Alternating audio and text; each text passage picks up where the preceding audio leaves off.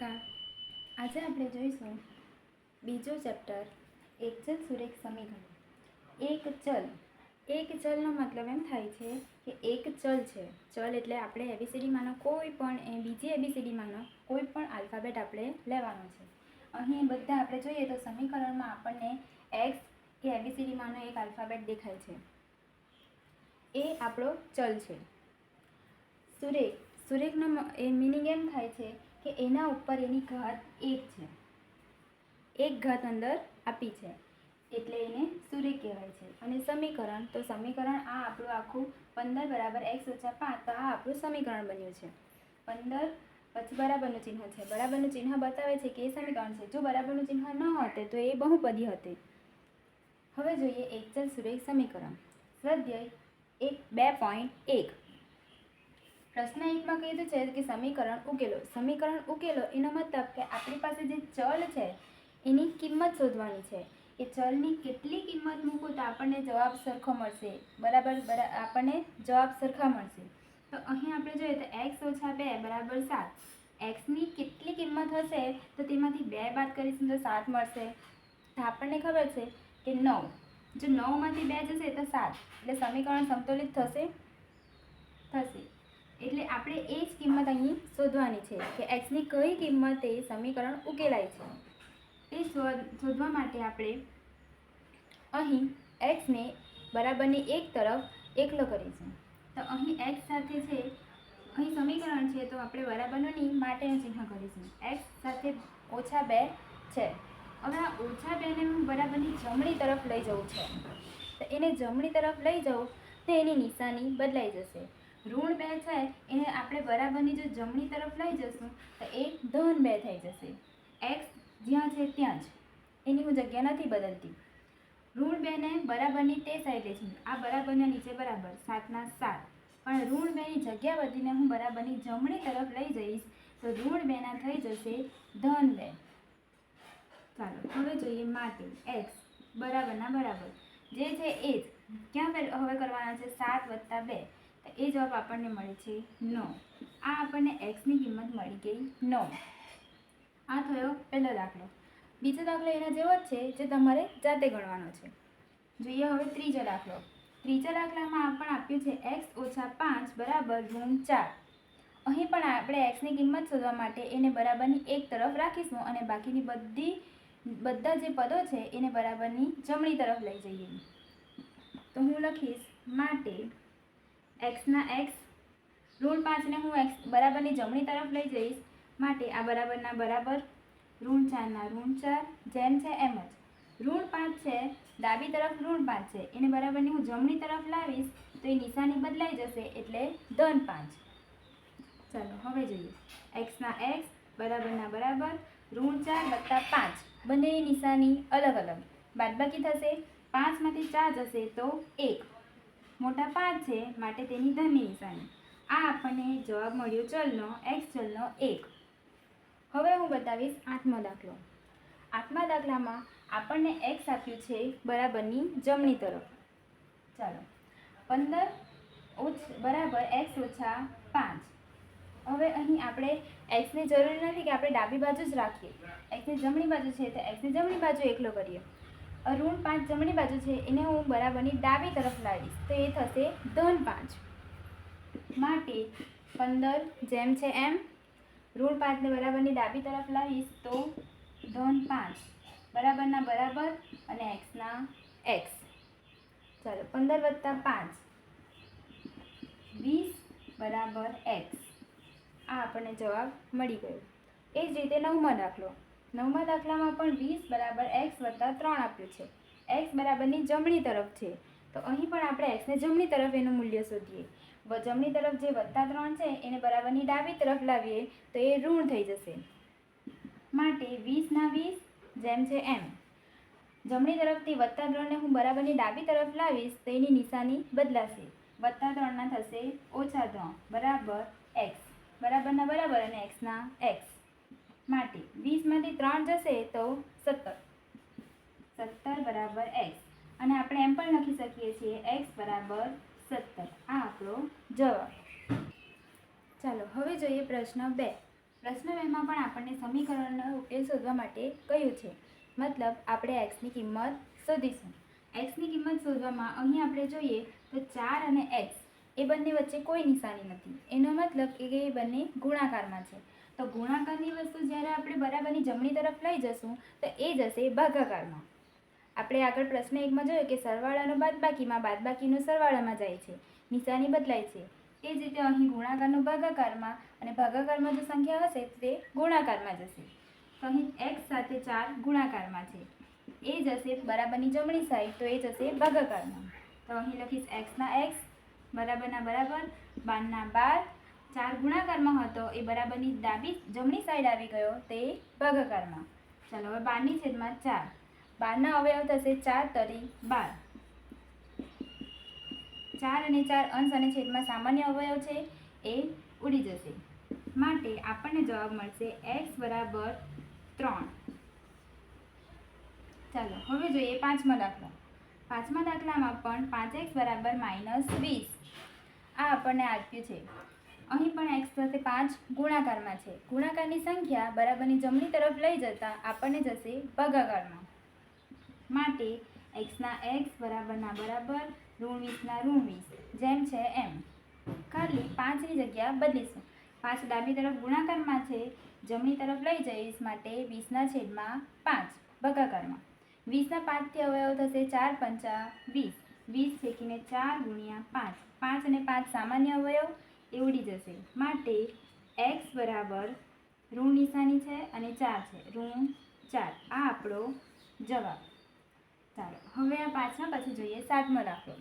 સાતમા દાખલામાં x આપણને જમણી તરફ આપ્યો છે, તો આપણે એને જમણી તરફ રાખીશું અને xની સાથે 3 ગુણાકારમાં છે, તો 3ને આપણે ડાબી સાઈડ લાવીશું, માટે -21 ના -21 જેમ છે એમ. 3 ગુણાકારમાં છે, ડાબી તરફ લાવશું તો એ છેદમાં જશે ભાગાકારમાં, બરાબર x. અહીં પણ 21ના અવયવ 3થી થશે, 7 તરી 21, 21 છેકીને 7 ગુણ્યા 3, 3 સામાન્ય અવયવ એ છેકાઈ ગયા, માટે ઋણ નિશાની અને 7 બરાબર x. અને આપણે આમ પણ લખી શકીએ છીએ x બરાબર -7. ચાલો નવમો દાખલો. નવમા દાખલામાં પણ x જમણી તરફ છે, એને જમણી તરફ શોધીશું. -22 ના -22 જેમ છે એમ. x સાથે 11 ગુણાકારમાં છે, બરાબરની ડાબી તરફ લાવીશું તો એ જશે ભાગાકારમાં. -22/11 બરાબરના બરાબર અને અહીંથી 11 તો જતા રહ્યા, માટે x. 11 થી અવયવ થશે 22ના 11 દુ 22, માટે 22 છેકીને લખીશ 11 ગુણ્યા 2. 11 અને 11 સામાન્ય અવયવ છેકાઈ જશે, આપણા જવાબ બનશે -2 બરાબર x. એને ફેરવીને લખીશ તો x બરાબર -2. આ થયો પ્રશ્ન 2. જોઈએ પ્રશ્ન 3.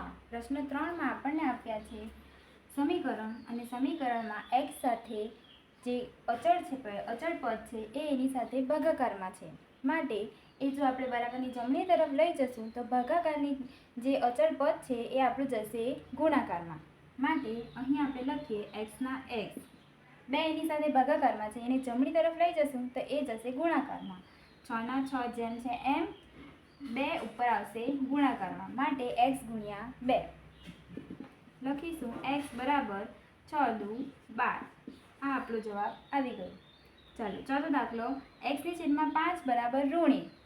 x ની છેદમાં 5 છે, 5 ભાગાકારમાં છે, બરાબરની જમણી તરફ લઈ જતા એ જશે ગુણાકારમાં, માટે x બરાબર આ x ના x બરાબરના બરાબર, -1 ના -1. 5 ભાગાકારમાં હતો એ લખીશ ગુણ્યા 5, માટે x બરાબર 1 પંચા 5 ઓછા વત્તા ઓછા. આપણો જવાબ મળ્યો -5. ચાલો હવે સાતમો દાખલો. સાતમા દાખલામાં x આપ્યો છે જમણી તરફ, કંઈ વાંધો નહીં, જમણી તરફ એને શોધીએ, માટે -3 ના -3. x સાથે 2 ભાગાકારમાં હતા એ આવી જશે, ડાબી તરફ લાવીશું તો એ ગુણાકારમાં, -3 ગુણ્યા 2 બરાબર x.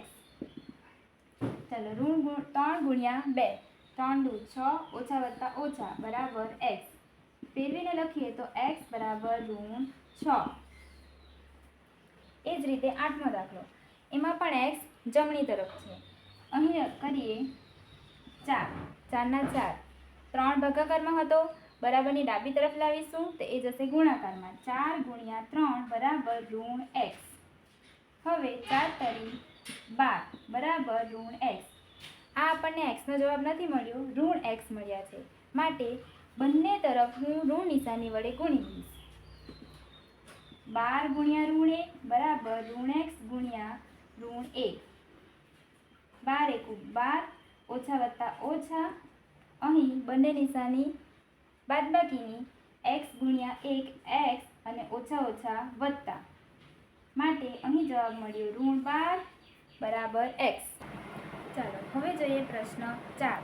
પ્રશ્ન 4માં આપણને સમીકરણ જરાક મોટું આપ્યું છે, તો માટે આપણે એક પછી એક અચળ પદોને જમણી તરફ લઈ જઈએ. x આપણા ડાબી તરફ છે, એ 2 એની સાથે ગુણાકારમાં છે. પહેલાં આપણાથી એ ગુણાકારની વસ્તુ ભાગાકારમાં નહીં લઈ જવાશે. ઋણ 1 છે એને આપણે પહેલાં જમણી તરફ લઈ જઈશું. તો 2x ના 2x જેમ છે એમ, બરાબરના બરાબર, 7 ના 7. ઋણ 1 ડાબી તરફથી જમણી તરફ જશે, માટે ઋણના 3. ઋણ 1 માં થશે વત્તા 1, માટે 2x ના 2x બરાબરના બરાબર, 7 અને 1 8. ચાલો હવે 2 ગુણાકારમાં છે. પ્રશ્ન 3માં કર્યું એ રીતે x સાથે 2 ગુણાકારમાં છે, જમણી તરફ લઈ જશું તો એ જશે ભાગાકારમાં. માટે x બરાબર 8/2. 8ના અવયવ થશે 2 થી 4 ગુણ્યા 2. 2 2 સામાન્ય અવયવ છેકાઈ જશે, માટે x બરાબર જવાબ મળ્યો 4. આ થયો પહેલો દાખલો. હવે જોઈએ ચોથો. 2x વત્તા 1 બરાબર 9. માટે 2x ના 2x જેમ છે એમ, વત્તા 1 આપણે જમણી તરફ લઈ જશું, એ હું નથી લખતી. બરાબરના બરાબર, 9 ના 9. વત્તા 1 જમણી તરફ જશે તો ઓછા 1, માટે 2x બરાબર 9 માંથી 1 જશે, માટે 8. ચાલો 2x ના 2x, પરંતુ 2 ગુણાકારમાં છે, બરાબરની જમણી તરફ લઈ જતા એ જશે ભાગાકારમાં, માટે 8/2. ફરી પાછા 8ના અવયવ થશે 4 2 8. 2 અને 2 અંશ અને છેદમાં સામાન્ય અવયવ છેકાઈ જશે, જવાબ આવશે x બરાબર 4. હવે જોઈએ 8મો દાખલો. 8મા દાખલામાં x જમણી તરફ છે, તો જમણી તરફથી એક એક અચળ પદ આપણે ડાબી તરફ લાવીશું. માટે ઋણ 16 ના ઋણ 16 જેમ છે એમ, 3x ની સાથે વત્તા 2 સરવાળામાં છે, એને ડાબી તરફ લાવશું તો ઋણ 2, માટે ઋણ 2 બરાબરના બરાબર અને 3x ના 3x. બધા પદ આવી ગયા, 3 3 પદ. માટે હવે આ બંનેની નિશાની સરખી, માટે સરવાળો થશે 16 અને 2 18. જે નિશાની છે એ જ નિશાની, માટે જવાબ મળશે ઋણ 18 બરાબર 3x. x સાથે 3 ગુણાકારમાં છે, ડાબી તરફ લાવીશું તો એ ભાગાકારમાં જશે, માટે ઋણ 18/3 બરાબર x. 18ના 3 થી અવયવ થશે 6 તારી 18. 3 અને 3 સામાન્ય અવયવ છેકાઈ જશે, માટે આપણને જવાબ મળશે ઋણ 6 બરાબર x. એને ફેરવીએ તો x બરાબર ઋણ 6. હવે જોઈએ પ્રશ્ન 5. એમાં પણ સમીકરણો ઉકેલવાના છે, પણ અહીં સમીકરણો સાથે જે અચળ પદ છે એ આપણને આપ્યા છે દશાંશ અપૂર્ણાંકમાં. કંઈ વાંધો નહીં, અહીં x જમણી તરફ છે, એની સાથે 0.5 ભાગાકારમાં છે, માટે એને આપણે બરાબરની ડાબી સાઈડ ખસેડીએ તો એ જશે ગુણાકારમાં. અહીં લખાશે 0.8 ગુણ્યા 0.5 બરાબરના બરાબર અને x ના x. 0.8 ગુણ્યા 0.5, માટે 8 પંચા 40, અને અહીં પોઈન્ટ પછી એક અંક છે, અહીં પણ પોઈન્ટ પછી એક અંક છે, માટે થશે 2 અંક. તો પાછળથી 1 અને આ 2 અંક છોડીને પોઈન્ટ લખીશું, પોઈન્ટની આગળ કંઈ નથી તો 0 બરાબર x. આપણને જવાબ મળ્યો x બરાબર 0.40. બીજા દાખલામાં છે 0.2x બરાબર 6.4. x સાથે 0.2 ગુણાકારમાં છે, એને હું લઈ જઈશ ભાગાકારમાં જમણી તરફ, માટે x બરાબર 6.4 છેદમાં 0.2. ચાલો x બરાબર 6.4 એટલે 64/10 અને છેદમાં છે 0.2, એટલે લખાશે 2/10, પણ છેદનો છેદ જશે અંશમાં, માટે આપણે એને ઉલટાવીને લખીશું 10/2. 10 અને 10 સામાન્ય અવયવ, અંશ અને છેદમાં છેકાઈ જશે. 64ના અવયવ થશે 32 દુ 64, તો 64ને છેકીને લખીશું 32 × 2. અંશ અને છેદમાં 2 2 સામાન્ય અવયવ છેકાઈ જશે, માટે x બરાબર 32. હવે જોઈએ પાંચમા દાખલા. પાંચમા દાખલામાં આપ્યું છે x ની છેદમાં 2 બરાબર 2.5, માટે 2 ભાગાકારમાં છે, બરાબરની જમણી તરફ લઈ જતા જશે ગુણાકારમાં, માટે x બરાબર 2.5 × 2. x બરાબર 25 દુ 50. પોઈન્ટ પછી એક અંક છે, માટે પાછળથી એક અંક છોડીને પોઈન્ટ લખીશું. આપણો જવાબ મળશે x બરાબર 5. હવે જોઈએ છઠ્ઠો દાખલો. છઠ્ઠા દાખલામાં આપ્યું છે 2x વાળું પદ, આ x વાળું પદ જેમ છે એમ, અહીં એની સાથે છે ઋણ 0.5, એને જમણી તરફ લઈ જશું તો એ થશે ધન, એટલે 1.5 વત્તા 0.5, માટે 2x બરાબર આ બંનેનો સરવાળો 15 અને 5 20, માટે મળશે 2.0. xના x સાથે 2 ગુણાકારમાં છે, જશે ભાગાકારમાં, 2/2. આ 2 2 સામાન્ય અવયવ છેકાઈ જશે, માટે x બરાબર 1. આ આપણો જવાબ. હવે જોઈએ પ્રશ્ન 6. પ્રશ્ન 6માં પહેલો દાખલો છે x + 1 આખાના છેદમાં 2 બરાબર 3. આખાના છેદમાં 2 એ 2 ભાગાકારમાં છે, એને જમણી તરફ લઈ જશું તો એ જશે ગુણાકારમાં, માટે x + 1 બરાબર 3 × 2. 2 આવી ગયા ગુણાકારમાં, માટે x + 1 બરાબર 3 દુ 6. હવે x સાથે +1 સરવાળામાં છે, બરાબરની જમણી તરફ લઈ જશું તો એ જશે બાદબાકીમાં, માટે x ના x બરાબરના બરાબર 6 ના 6 +1 જમણી તરફ આવશે તો -1. જવાબ મળશે x બરાબર 5. હવે જોઈએ છઠ્ઠો દાખલો. છઠ્ઠા દાખલામાં 3x - 1 છેદમાં 2 બરાબર 3. અહીં પણ 2 ભાગાકારમાં છે, આખાના છેદમાં છે, માટે એને આપણે લઈ જશું ગુણાકારમાં, માટે 3x - 1 બરાબર 3 × 2. ફરી લખીએ 3x - 1 બરાબર, અહીં થશે 3 દુ 6. 3x સાથે ઋણ 1 બાદબાકીમાં છે, જમણી તરફ લઈ જશું તો એ જશે સરવાળામાં, માટે 3x બરાબર 6 + 1, માટે 3x બરાબર 6 અને 1 7. x સાથે 3 ગુણાકારમાં છે, માટે એ જશે ભાગાકારમાં, માટે x બરાબર 7/3. અહીં આપણને અશુદ્ધ અપૂર્ણાંક મળ્યો છે, કારણ એનો અંશ મોટો છે, માટે એને મિશ્ર સંખ્યામાં આપણે ફેરવીશું, કરીશું 7/3. 3 દુ 6, આપણને શેષ મળશે 1, માટે 2.1/3 લખીશું. 2.1/3. આ મળ્યો આપણને જવાબ. Thank you.